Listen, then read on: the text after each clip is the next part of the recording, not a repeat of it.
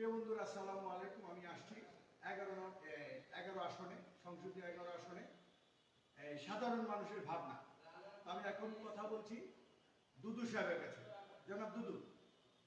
আসসালামু আলাইকুম।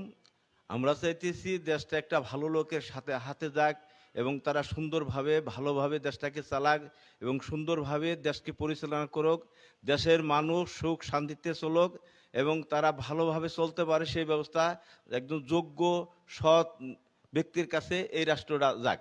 আমরা এটাই চাই, এইটাই আমাদের আশা। আমরা জনগণ, আমরা সরকারের কাছে আশা করি দেশকে আপনার মাদকমুক্ত সমাজ গড়বে এবং দেশকে ভালোভাবে চালাবে, এটাই আমরা চাই ইনশাল্লাহ। আসসালামু আলাইকুম। এখন এই এলাকার মধ্যে কায়ুম সাহেব এবং নাহিদ ইসলাম সহ আরো অনেক প্রার্থী। তো আপনি ভোটার হিসেবে আপনি এটাকে কিভাবে দেখছেন?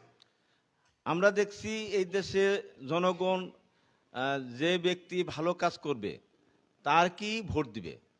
এটা কোনো দলের পক্ষে না, কোনো ব্যক্তি না, এটা সবাই মিলাই যারা যারা চিন্তা করবে যে না আমরা কাকে ভোটটা দিতে পারি, ভালো ব্যক্তিকেই ভোট দেওয়া উচিত, এইটা সবার চিন্তার উপরে এটা নির্ভর করবে। সবাই ইনশাল্লাহ এটাই চেষ্টা করবে যেন আমরা সৎ যোগ্য যারা দেশকে পরিচালনা করতে পারবো তাদের হাতে ইনশাল্লাহ এই ভোটটা দিবে, আশা করি। ধন্যবাদ আপনাকে।